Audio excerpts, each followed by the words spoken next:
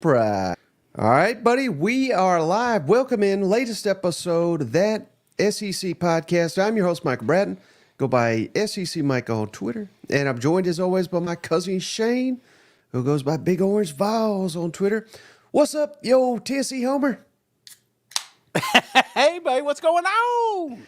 Oh, buddy, we are burning down in Tuscaloosa, so we thought no one better to have on the show Yeah. than this man right here. I like to let's make him a sandwich. That's where he should be there, Yeah, there he is. right in his Tennessee sandwich. How's it going, Marler? Emotionally not great. I'll be Hey, honest. I'll say this beer is for me. These are for Marler. That's good. That's good. Oh, man. No, I tell you what, buddy, I cannot stay offline. And when I am on there, it is constant Alabama coverage.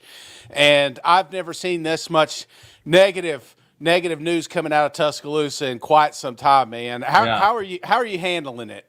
I thought you were going to say I haven't seen this much negative stuff about Alabama, but I was like, you're on a show with Mike, so. Oh, no. No, that's not right. This dynasty's been decaying for over a year For now. fucking 6 years, man. For 6 years. That's what I always say. Yeah, man, I think here's what I'm going to say no matter what. It's like going to be a huge change. Obviously, it's not going to be saving there.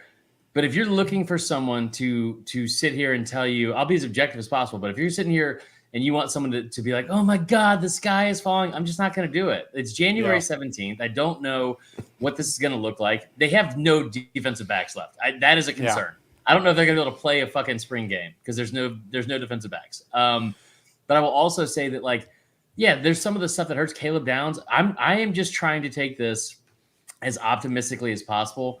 And I don't care how that sounds, because I think that you're going to get, like, there's a balance of how bad this could be or is.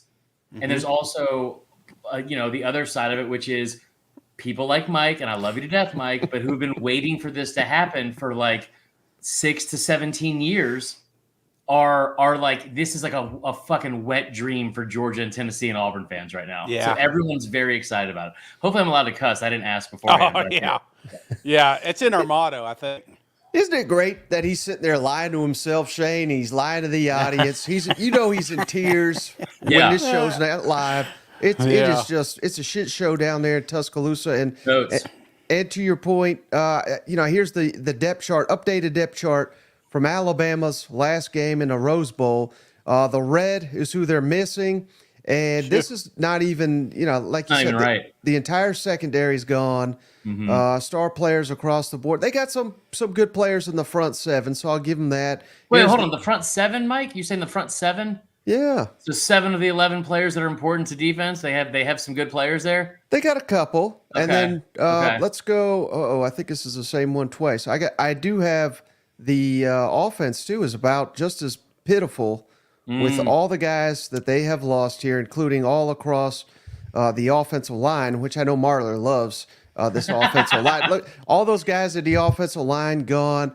Running backs completely new. There's rumors that Justice Haynes is going to jump in the portal. Where's that coming from? The receiver room is just blown Time up. bomb. Okay. Paul's been taken. Say people that said Caleb Downs and Proctor were going to go in the portal. It's the same people. Okay. So I'm just saying they do Just that. making room, Mike. They're just making room, Yeah. The board's so bringing here's, his boys in. And again, I think that there's concern on the back end of that secondary for sure. And like I said, you don't have like enough. I think they have like 4 fucking players in the secondary right now. They've lost like 12 players from the defensive backs alone in the portal. And again, if you're looking for someone to be in panic mode, I'm the wrong person, because that offensive line. Here's the thing about the offensive line. One of the best parts about this transition, in my opinion, and it's not going to, they're not going undefeated. They're probably not going to be one of the best 4 teams in the country next year. But against January 17th, and if you were sitting here with a straight face telling me, "Oh my God, this is going to be the worst," I think that it would be in my best interest and my Twitter mentions to say, this is going to be the worst season in the history of Alabama football, and we are not going to win a single game, and this is going to be the worst hire, all those things. Because that's what everyone outside of Tuscaloosa wants to hear. I'm just going to tell you that offensive line last year, you bring in a guy that you get Grubbs on the as the OC. You get obviously Kalen DeBoer, terrible name, but he's now in charge. You bring in the Joe Moore award-winning offensive line coach, which let's face it, if you're looking at a single fucking part of this that is like it can't get any worse, that offensive line was the worst in program history in terms of sacks allowed. That's a real stat. So, I'd like Caden Proctor. I'm sure he's going to turn into be a phenomenal player and a great young man. I also know that he was responsible for 32.8% of the total pressures that were allowed on Jalen Milroe, which were the most total pressures of any quarterback in the SEC. But I hate to see him go. Hey, Chris, Ollie. Shout out, Ollie. I'm ready for the Bama kind of sucks dynasty. Get that in there. Listen, I think this is the best point that Ollie has ever made with me. I love you to death, Ollie. Good to see you as always. But the Bama kind of sucks makes a lot more sense than like Bama sucks. You know what I mean? Well, if you got an Alabama fan sitting out there listening to this pod right now, I'm sure we've got like one or two of them out there. What would you give them as positive encouragement? I mean, because obviously there's a lot of noise, there's a lot of smoke coming from Tuscaloosa, but I can sense it. You're trying to be optimistic here about your school. So if I'm just a Bama fan, talk me through this. What's the positive spin on DeBoer and what they plan on bringing down there? I think the offensive standpoint is everything I just said. Like you're going to have improved offensive line play, I would hope. If the idea is, well, he only did this at Washington, you're not going to want to hear this, Mike. But the Pac-12, if you're saying it wasn't the best conference in college football last year, which for a majority of the season you could argue it was, it would be the second best in the SEC. They played 7 ranked teams out of 25. Out of 15 total games. They played a very challenging schedule. There's not a lot of SEC teams that played 7 ranked opponents last year, and they went 6-1 of those games, including 4-1 versus top 10 teams. He's a really, really good coach, X's and O's wise. I don't know what he's going to do from a recruiting standpoint. I don't. I think that anybody saying he's Harsin 2.0, besides my girlfriend who said he does look like an actual potato, I think that's fair. But I also think that like him going out and saying that like if this is a stopgap hire or if this is a stepping stone hire for Kalen DeBoer, then I still think it works out in the intermediate time span, like the next 2 years, because Washington had 4 wins the year before he came, and they went 25-3 the 2 years after. I will also tell you, if we're trying to get maybe a little bit more pessimism, there's a chance this turns into Dan Mullen in Florida pretty quickly. Mullen's a guy that came over there and went 21-5 in his first 2 years. And he was a really, really good X's and O's coach, and he had him in a New Year's Six game for the first 3 years in a row. He didn't really like to recruit. So if that is something that actually is, and we don't know this yet, but if it actually is something that's going to hamper Kalen DeBoer, then yeah, this could go off the rails pretty quickly. Yeah, and I'm just making fun because this is just a wild time, Marler. We got all these guys. Real quick, just in case anybody's asleep at the wheel here. Caleb Downs, SEC Freshman of the Year. Best player on the team, Caden Proctor, starting left tackle, 5-star. He wasn't great. Let's be fair, but he was a top prospect. 5-star, Zion Grady decommitted, and then some of the other guys that have left in just recent days: Trey Amos, defensive back; Jake Pope to Georgia; Desmond Ricks to A&M; Antonio Kite; Earl Little Jr. to Florida State. Yeah, there you go. He's only the second player to transfer, I believe. I saw this from Alabama to Auburn in like the last 30 years, something like that. Right. Christian Story to Kentucky, Terrion Arnold, NFL, Kool-Aid, NFL, Jalen Key, NFL, and of course T-Rob, who started this whole damn thing. If they would just brought him back, so that's what they're. Let me go ahead and speculate on that a little bit here, Mike. Uh-huh. If we know, because we do know that Kirby Smart said that they were interviewing defensive coordinators in Tuscaloosa as late as Wednesday, the day that Saban retired. We know that Travaris Robinson was interviewed for that job.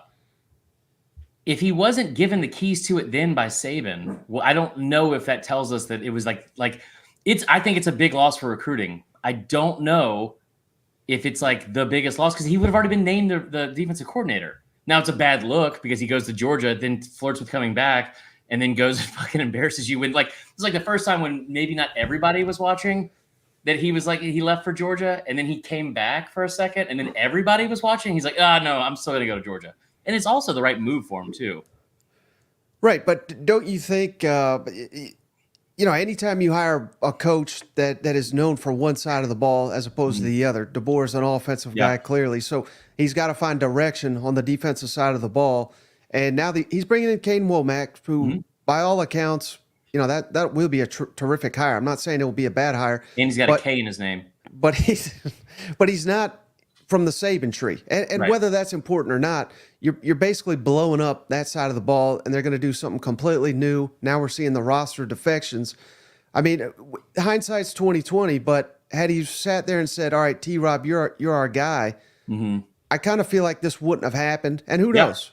Kane Womack may be a major upgrade over T-Rob, but I think that's the first tough lesson that DeBoer's got as an SEC head coach. Is that fair? I think everything you just said is fair. I think that the main point I was trying to make is that if Saban, if he was like the guy, then I think Saban might have already been like putting him in that place. Which I could also be wrong about that. I could be. I'm speculating on that. I just think that's probably what it looks like to me. But I also think, like you said, everything you said is fair. And if they keep him, and from everything I heard, they tried everything they could to keep him financially. Him having control of everything. It's a phenomenal recruiter at the very, very least. And I still think, I hate to say it, Bama fans don't want to hear it, but he made the right decision. Why? I mean, I remember saying this last year when Grubb was being interviewed as the OC and the fucking mascot. That's fine, dude. That's fine. Let me tell you something about our mascot, our backup mascots. No, so I think that when Grubb interviewed last year, I remember, and Bama didn't get him as the OC, and people started saying, well, Bama's losing their luster. How are they they can't get these OC hires. And Grubb would have absolutely been a better hire than Tommy Rees, for sure. But also, why would Grubb have left the situation he was in where he had all that stuff, all that talent coming back, especially on the opposite side of the ball, and he wouldn't have to be under Nick Saban and all the scrutiny that goes along with being an Alabama coach? I think Travaris Robinson is in the same boat where it's it sucks that Bama missed out on him. Maybe he was the first choice, maybe he wasn't, but he made absolutely the right decision to go under an umbrella of Kirby Smart, where he's the puppet master. And then he's got the Georgia defense is the greatest fucking group project I've ever seen. It is with Muschamp and with Schumann and Kirby and now Robinson. It's incredible. So I think he made the right choice. Shane, they say you look distraught over all this Bama stuff. They're praying for you in the comments. I was just thinking all those names again, and that decimated roster. Hey, you got their schedule? I'm just curious, yeah, Mike. I'll put it to you right now. Yeah, because we got the schedule. We could pull that up. I'd like to see, if Nick Saban would have came back, what would they have been? And now that we got DeBoer, not the Bear, what is it going to look like here going in 20? It's like the Bear off wish list, Well, Mike, why don't you tell me what Bama would have gone with Saban last year? Because you've had some really interesting takes before the season on the last several years in a row of what Bama's record was going to be.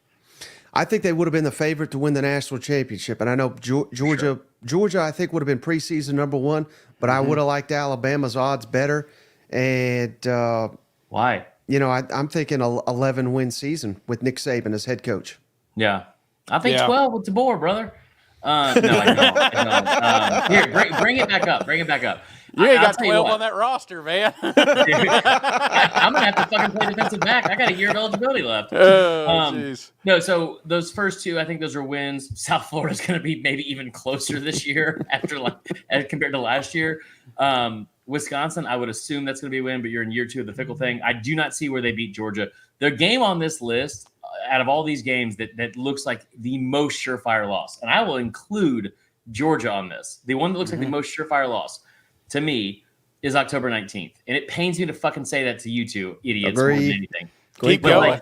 Going into Knoxville with everything they have coming back on that offense, especially being a Josh Heupel type offense with the issues that you currently have with that secondary, I think Tennessee's going to be a lot better than people think last year. And the other thing, or a lot better than people think this year. But the other thing, too, is Georgia, the moment DeBoer was hired, Vegas came out with a line for that game, an updated line right away. And Georgia was only favored by 2.5, which was, I don't know if that's moved. That's that was kind of shocking to me. Right. So realistically, I'm not trying to, be a dick here or anything, but if we set the over under, given everything we know now, and there's still a lot left to be determined. Over under win total at 8. You can't push. You got to go over or under. Yeah. I mean, is over a grand slam at this point for Alabama? No, it's not a grand slam. I think the over under from Vegas will be set at 9.5. I think that's fair. And that's also going to get the most action on either side. Maybe it'll be 9 because people will probably hammer the under in a lot of ways too. I think that Tennessee and Georgia, they feel like L's. And then you talk about a trip to Baton Rouge.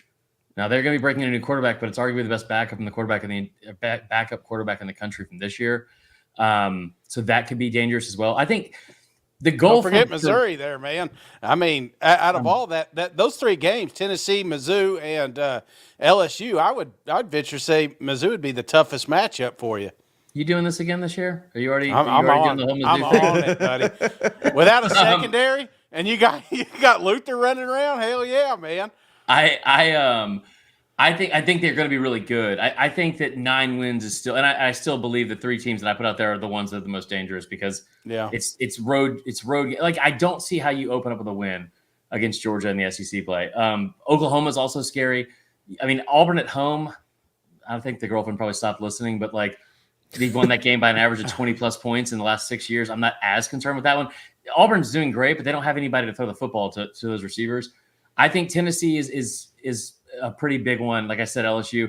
But here's the thing too, is like, I think the goal should be like, you want to be able to make the playoff in a 12-team format. That's going to be the hardest part for Bama fans to like, they're not going to be reasonable in general, but like to set your expectations at a reasonable place.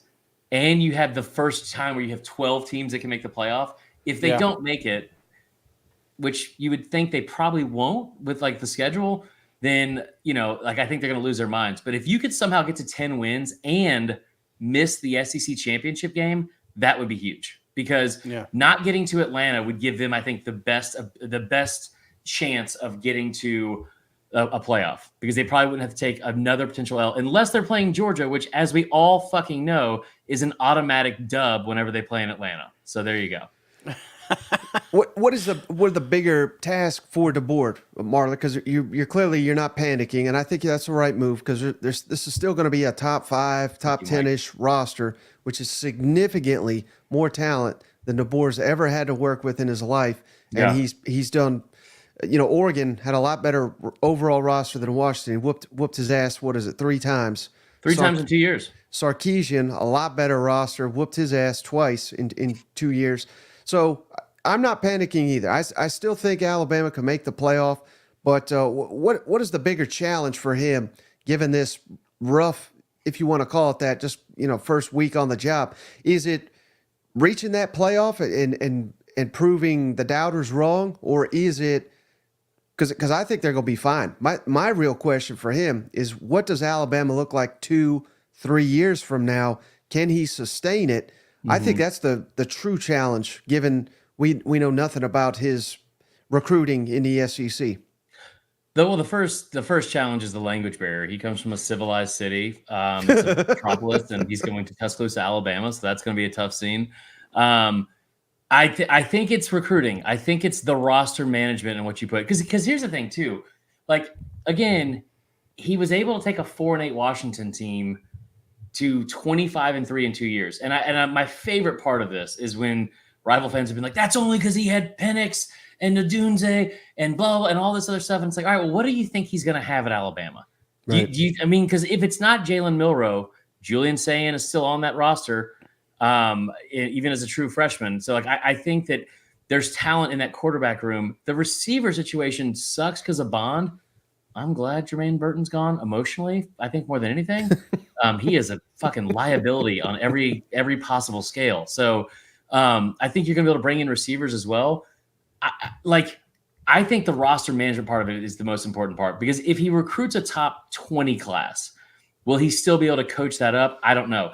But the difference, I've heard Bama fans say this, and they're really wrong about it, which is if he can just have a top 10 class, it doesn't matter if it's 10 or 2. And it does. And I'll give you a perfect example out of it. In 2007, Nick Saban's first year at Alabama, his recruiting class was ranked 10th in the country. And I still remember this. I think it was like on Rivals, whatever. They had 0 5-stars. They had 10 4-stars. And that was good enough to be the 10th best class in the country. A year later, they were the number 1 class. And that class looked like 3 5-stars and 19 4-stars. The difference between 10 and 2 in recruiting is very, very different. And I think from a talent standpoint, he needs to stay in that top 10 to 15 range. Because here's the other thing too, guys, is that like adding Oklahoma and Texas, I don't know what that looks like in terms of a win-loss record for everyone in the SEC. But I do know that for a lot of teams in the SEC, where you fall in the recruiting order is going to be moved down a spot or 2 because of what Oklahoma and Texas continue to do on the recruiting trail. Mike, I think you posted this the other day. It's the best thing best example I've seen. Is it South Carolina that's ranked like 15th in recruiting right now, but they would be ranked number 1 in the Big 12? Well, what that I was trying to convey has confused a lot of people. Their overall talent on the roster moving into 2024 would be number 1 in the Big 12. Okay. But it's 15th in the SEC. So it's not current recruiting class. It's current, basically, overall talent and where South Carolina realistically is in the SEC in 2024. So, I mean, it goes without saying. I mean, the SEC's just absurdly talented. Yeah. And even South Carolina, that, you know, their fans took it as I was sitting there bashing them. They're still top 35 in the country in talent. Yeah. They're 15th in the SEC. But I heard someone talk about this, Marler. I'm curious to get your thoughts. Is it fair to say that DeBoer is inheriting significantly less on the offense at Alabama, as strange as that sounds? And I thought when I heard that, I was like, that's ridiculous. But then they started Penix over Milroe, and I know you love Milroe. I'm not bashing him, but Penix was awesome. Yeah. The receivers, I think even I would give that edge to Washington. We know what you think about the offensive line. Washington's offensive line just won the Joe Moore Award, so I think you have to give them the edge there. I think that, you know, it's a toss-up at running back. Dylan Johnson was pretty awesome, though, for Washington. So even let's just call that a tie.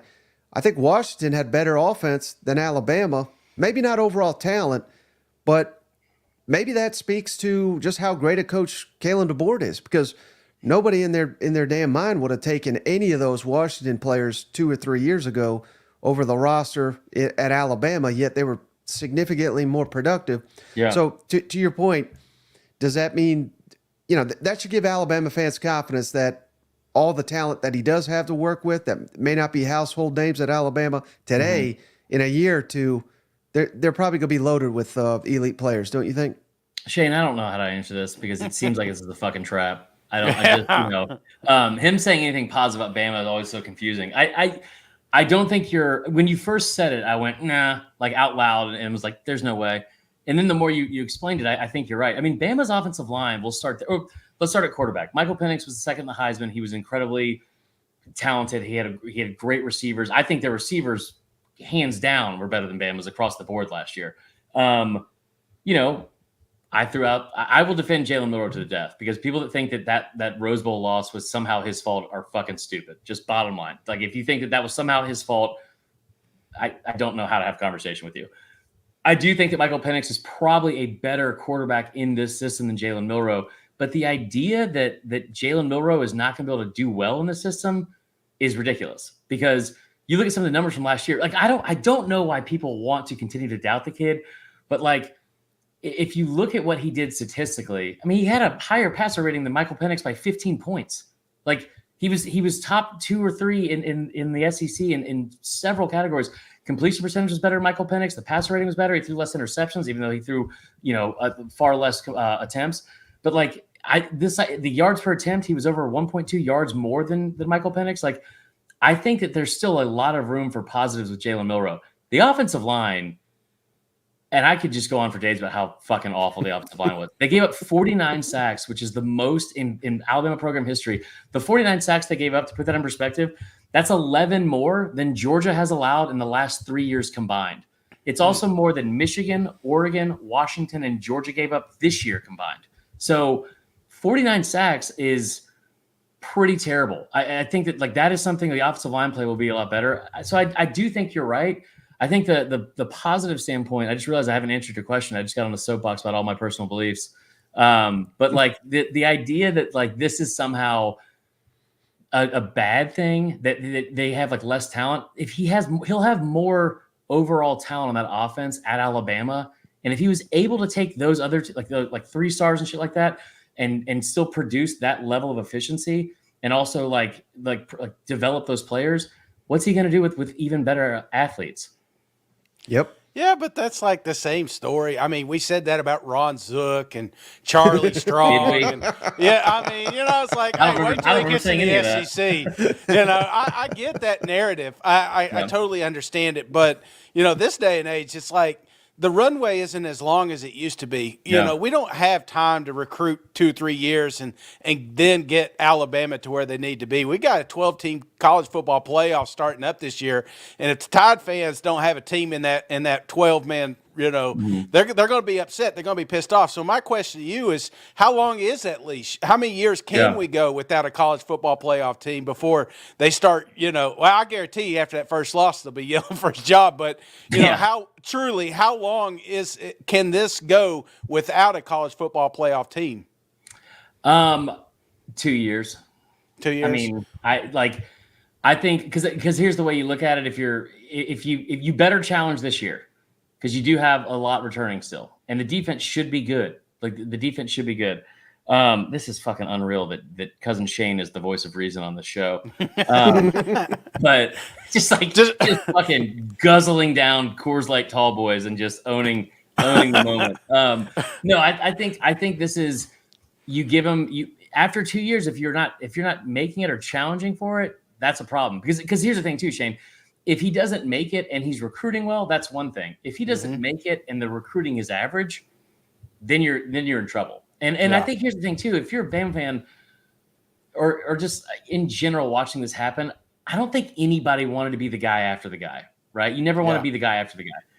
But if he is the stopgap hire, what you hope, like the making lemonade out of like a potential bad situation, you hope that he's able to at least produce on the field with the X's and O's stuff like he did at Washington if the recruiting is bad. And if you're not able to get to a point where you're winning 9 to 10 games and competing for the playoff, in year 3, if you're still not there, I would think he's gone. Yeah. Hey, last thing, I know you got to get running here, Chris. I wanted to throw this at both of you guys. There's some early lines via FanDuel for next season. Georgia at Alabama. I'm curious if you guys want to guess the line for that game. I already told you in this episode it was 2.5. Right, but it's since updated to 3.5 in Georgia's favor. I got 2 more. Georgia at Ole Miss. What do you guys think that line is? Georgia at Ole Miss. Georgia 3. No, Georgia at 7. I was gonna say Georgia 6.5. 3.5 for Georgia. Shut up. Yeah, and then hammer. One more. Alabama at LSU. Oh God, pick them probably. Push. LSU favored by 1.5. Damn. Courtesy of FanDuel. So wow, it's wild seeing Alabama here as underdog. Only 2 games listed for them right now. Yeah, underdogs in both. Nick Mike's Saban internet. was just. I tell you what, just totally. Hell, brother, your internet connection's about as bad as Bama's hopes and dreams right now. Yeah, fading away quickly, ain't it? Fading away. Well, buddy, hey, Chris, I just want to say thanks for joining us. I know you got to run. Anything before you hop off the line? I love both of you guys. You guys are doing a great job. I always appreciate you guys having me on. And when I say both of you guys, I mean like basically one of you at any moment. Not both of you ever, but one of you. Yeah, but we'll be live at 8 for our show, just arguing, I think, with only Georgia fans, of course. But Saturday Football Uncensored is the podcast. Oh, there it is. And then Vern Funquist on Instagram and Twitter will be fun to follow for like 40 minutes of your life and then never do it again. So, hey, all right, thanks buddy. for coming on, brother. Thanks, guys. Y'all have a good one. You too. All right, hey, that was a great one. Yeah, sorry about the internet. Hey, I am moving in 2 weeks. Thank God.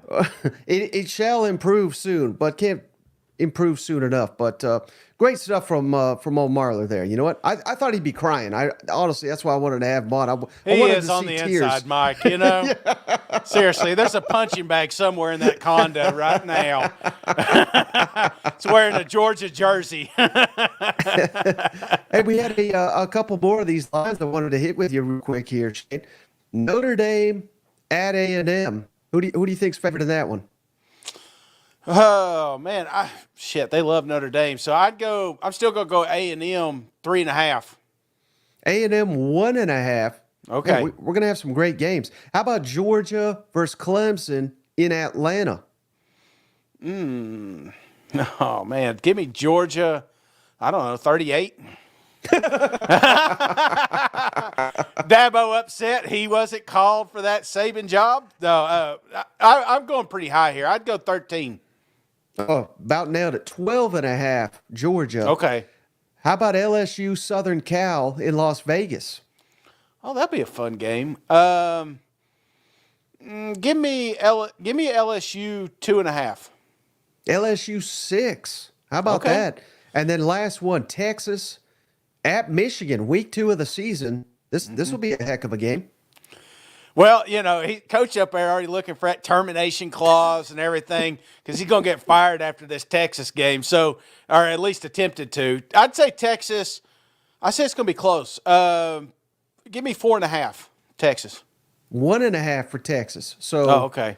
Again, we got some tight ball games here. You know what? I love it. And this is the time to gamble. You know what I'm saying? Because look at these Bama lines. If they don't fix this problem down there, because, Marler tried to be positive, and I commend him for that. We've all been there. Everybody that's on this podcast has had a coach fired. You know what I'm saying? And we've all convinced ourselves that the next guy's the guy. Oh, my God, Jeremy Pruitt, all those connections down there, he's going to be the guy, he's going to do it the Saban route, and then we just fall on our face. So I'm not saying that's going to happen to Moore, but odds are, man, you're not going to be the next Nick Saban. So if you're thinking about putting some money on some of these games, now's the time to do that. So especially the Bama ones. Right. And how about Rob? Appreciate you, Rob. He says, Texas is here. Gave us a $2 donation. Appreciate you. And Wesley, how about this? $10, Shane. Can't wait to see Nico put a whooping on that. I mean, now. Will this be the first Alabama game, Shane, that you could recall where you realistically expect Tennessee hosting Alabama to go in and beat the Alabama Crimson Tide? I'd love it. And I know I feel bad for Chris, but not too bad because, we've done, like I said, I've been through several coaches since Fulmer, since Johnny Majors. I've been through some damn coaches, and I've convinced myself that they're going to get us back to the promised land, And then now, more than ever, with the transfer portal, when you lose a coach, you lose half your team. You lose half the recruits that you thought were coming in, And you thought maybe in the back of your mind, like, well, maybe Alabama's situation will be a little bit different, and it's not. And that's why these fans are so damn happy because finally they get to, shit. I've been drinking. I found a loophole to my 2-beer quota here. I just get bigger beer cans, Mike. And how about Andrew? $2. Appreciate you, Andrew. Depleted Bama equals Mizzou undefeated season. And someone was asking Jackson. He said, "Hey, does Tennessee storm the field if they beat Bama?" I don't think so because I don't think it'll be an upset. But how about this, Shane? That just gave me a hell of an idea. Bama, which there's probably a couple. Which games do they storm the field if they can actually win it? I'm thinking Georgia. Probably just Georgia, but just Georgia. But again, Alabama's not used to storming the field. They may have to storm it if they pull an upset and beat Georgia. You know what? Them kids are spoilt, man. Them kids at college, Remember, wasn't that long ago Nick Saban was getting onto their ass leaving in the third quarter. You know what I'm saying? Yeah. Like, they don't know. They don't know how bad it can be. So, I like this. This is going to fire up a little bit of that passion that maybe Bama fans just haven't had. I mean, don't get me wrong, some of the craziest, most diehard fans are Alabama fans, but their asses are at home. Their asses are down there at the park, just talking about how good they're going to be next, and they're upset Nick Saban left, and they're probably the first in line to get him a new coach. But these kids, on the other hand, they're just spoilt, man. They've been, silver spoon in hand. They don't know what it's like to struggle and storm a field. Could you imagine? Oh my gosh. So I hope that it does get to that point, because there's nothing like it, man. There's nothing like winning a football game you weren't supposed to. And so many times they've got to see the opposite side where the fans come on the field to their games. But it'll be nice to watch some of them come out and maybe pull off an upset or two. Hey, and Jax was asking about podcast T-shirts. I put it, kind of spammed you guys. I apologize, but I put in a link there. Hopefully that works. But that is a link to buy a podcast T-shirt.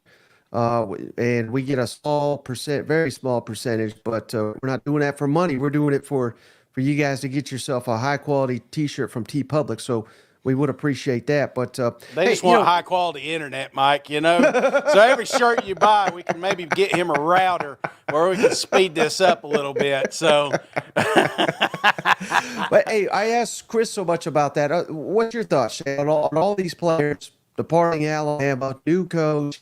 I mean, is it? And I've seen these media boys saying, they're like, "Oh, I feel bad for Bama. We got to change these rules. We can't be having this. This is awful for football. Yada yada." They weren't crying for Tennessee when this happened, or any of the other SEC teams. Yeah. I mean, this is just the cost of doing business, baby. And just because you ain't got the GOAT anymore, this is going to happen. I don't care if they hired Lane Kiffin or Dabo Swinney or Jimbo Fisher. This was going to happen with Nick Saban no longer there. So I'm not crying for Alabama. They're still going to be good. But what's your thoughts on all that? Alabama will be fine. In the long run, if you look at their track record, they are more the time successful than they are unsuccessful. But they're going to struggle for a little bit, Mike, because I think you hit the nail on the head. When you have somebody like Nick Saban that rolls into your living room and tells your boy that he's going to have him in the NFL in 3 years, you believe it, because that's what he's connected here. But, this Kalen cat, he may be the next Saban. He may be the next best thing since sliced bread, but he's going to have to earn it, and he can't roll into the lip. He's going to have to be creative like these other coaches. They're going to have to get creative in the NIL market. They're going to have to get creative. Don't be surprised if you don't see alternate jerseys down there in Alabama soon, just to get these kids pumped up for playing at your school again, because there's 15 other schools in the SEC that now also have the ability to put you in the league. You can't just roll in with the GOAT. So, yeah, there are going to be some growing pains. Do I feel bad for Bama? Absolutely not. In fact, I hope you all are in it for a couple of years, man, because you deserve it. Going into a 10, 11-win season every single year, I mean, that's just unheard of. And it's become normalcy.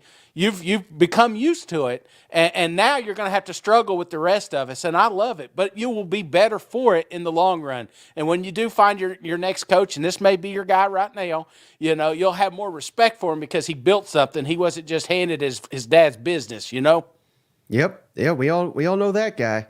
Yeah. But how about real quick, Shane? I wanted to talk about A&M. Shout out Texags for this graphic here. They have added over 20 prospects, and including some 5-stars, best pass rusher from the Big Ten in this Purdue defensive lineman here. They just got 5-star Desmond Ricks from Alabama. I mean, this is going to look like a completely new team under Mike Elko, and I think this is exactly what you need to have if you're the Texas A&M Aggies. Yeah. This is what Bama. I mean, there's a lot of schools with these new coaches. This is what you got to do. You got to build some depth. And can you pull that list up again? Yes, sir. So on this list, you'll see a handful of names. Now, half of them you won't even know who they are at the end of the season, but half of them you will. And that's the thing. This was a wide net, Mike, with these guys. You're not going out here and picking up one or two to fine tune your team. You're doing a wide net approach here because you need competitive depth. So I love this approach. They got a lot of big names, a lot of 5-star, a lot of stars. If you look at their 24/7s, there's some damn athletes coming down there, but you don't need them all to hit. You just need some of them. So I love this move. A&M's just bolstering that roster, and something they're definitely going to need coming up this season. Yeah, you see what Scott had to say? He says, damn, that's a lot of Lamborghinis down there in College Station. Oh, and that's what's crazy, man. Because you're seeing some of these guys move on, like Nick Saban. Just that they're gone, legends, and so now you're going to get more toward the creative side of recruiting. You got to get to these kids, and it's not like the old days when you could just roll up and hand them keys to a Dodge Charger. You can't do that anymore. They want name, image, likeness. They want to build a brand for their family, and you're starting to see some of these schools really take off on it. But programs like Texas A&M, Texas, they got money. They got a shit ton of money, and those are the ones that are going to capitalize. So watch the moves. You're seeing it now in College Station, and you're going to start seeing it there in Tuscaloosa. Yeah, and speaking of A&M, Shane, their AD, Ross Bjork, left. Now he's Ohio State's AD. I think that's great news. This is the guy that gave $100 million plus to Jimbo Fisher. He was the guy that had Hugh Freeze's back at Ole Miss despite all the shenanigans and had to fire him in disgrace. I mean, I hear he's great at drumming up money, so it's part of an 80s job. I get it. But overall, I don't think this is a huge loss. There's speculation they're going to be after Florida's AD, Scott Strickland. According to Gators Online, spoke with Scott Strickland. He says, hey, we've got an awesome fan base. I love being a Gator. I have no interest in working anywhere else at this time.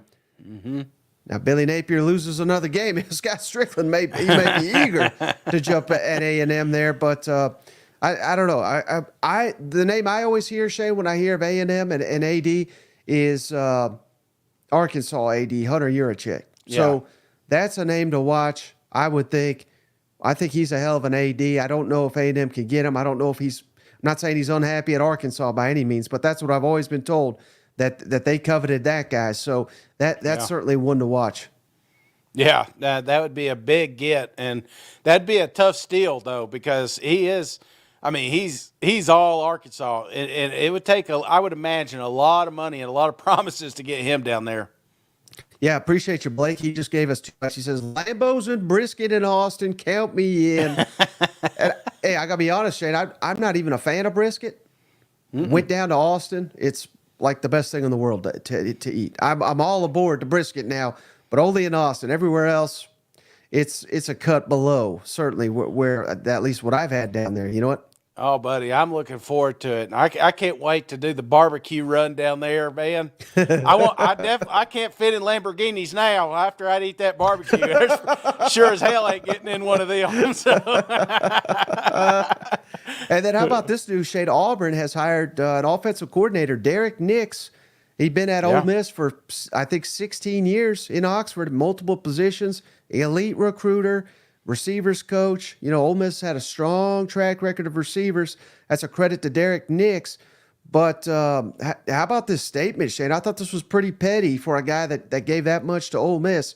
They put out a statement. I'm going to read the statement here. We are grateful for Coach Nix and express gratitude for Derek and his family, invaluable contributions and dedication to the success achieved at Ole Miss. And here's the key part, Shane. Acknowledging the opportunity to become a first-time play caller with full-time play calling duties as offensive coordinator at Auburn, we extend our sincere well wishes to the Nix family in this endeavor. And why are they saying that, Shane? Because Hugh Freeze has already come out publicly and said, I'm called to plays. And so they're trolling that he's taking this job, that he's not even going to be called into plays.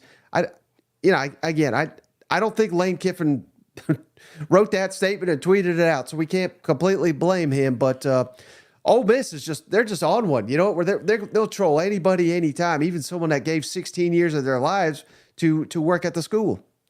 It blows my mind that media team runs stuff by Lane Kiffin. You would think that there would be like, hey, somebody come up, hey Lane, let's calm down a little bit. Let's don't get too carried away on the old tweet machine. But no, I that has his hands all over it, and I saw him retweeting and all that. Lane Kiffin, he is the ultimate troll in the SEC right now. Yeah, and well, Ole Miss got trolled themselves, Jake, because Tyler Barron flipped to Louisville. This was a wild story. Apparently, he got a house, moved in and everything. A week later, he's at Louisville. He's the second guy to flip from Ole Miss out of the portal to Louisville. The other one was former Tennessee defensive back to Marion McDonald. So I don't know what in the hell Louisville has out against Ole Miss, but certainly something. And then last here, Shane, before my internet completely goes out, how about this news? Vanderbilt making moves here. Yeah. Jerry Hill, former New Mexico State head coach, who just whooped Auburn and had a terrific run there at New Mexico State, Shane. One of the worst teams in all of college football. He inherited a program that had won 3 games just once since 2010. And he won 10 games, won Conference USA title. This guy is perfect to help Clark Lee rebuild Vanderbilt. He just went through it at New Mexico State. Like I said, an awful job, awful program. They were very successful, and in the SEC, we respect it after seeing what they did to Auburn. I think this is a very interesting hire for Vanderbilt. Man, he's had a lot of success everywhere he's been, man. I mean, obviously, if you do a little research on this cat, had some medical issues, when he was up there at Minnesota. But, if he didn't, there's no telling where he'd be coaching right now because of his track record. So, yeah, wherever he goes, there's always an uptick in success. So this is a big one for Vanderbilt. A very surprising hire. I expect that if all goes well, that he's going to have a larger role at that university moving forward. Yeah, Bobby says after beating Auburn, he thinks the SEC's easy. Kirby's Revenge says, can he build a scoreboard? That's a good one for Vanderbilt. Hey, brother, so you got anything else before we hop off the line? No, man. I'm glad we got to get on here. Appreciate you letting me hang out. I know, Marler, you two get to go, and I didn't want to chime in too much, so I appreciate him coming on. I know he's going through it right now, so keep him in your thoughts and prayers. Oh my God, Bama sucking. That's going to be awesome for a while. No offense, Bama fans. Like I said, you've been kicking our ass for decades. So, yeah, if we got to get 1 or 2 good seasons on you, we're going to take it. But, brother, it's always fun catching up with you and drinking some cold beer and hanging out with the fans. So, look forward to coming on tomorrow. We're going to have a show for you tomorrow. If you're not on YouTube, be sure to hit like and subscribe. A lot of people ask where to get them koozies, Mike. You want to remind them?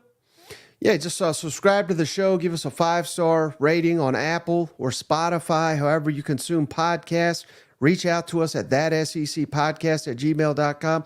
I got about 20 that need to go out, Shane. We got hit by a snowstorm. I don't even think the mail's running right now. So I'll get them to you as soon as I can. Probably just take a couple of days.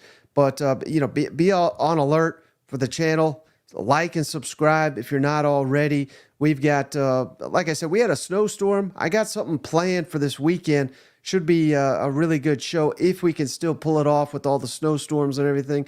So be on the lookout for that. If it doesn't happen immediately, it's going to happen very soon. So that's all I got, buddy. I appreciate you. As always, I appreciate each and every one of you for hanging out, especially of those on the live feed here. But that's all I got, brother. We'll catch you on the next one. See you guys.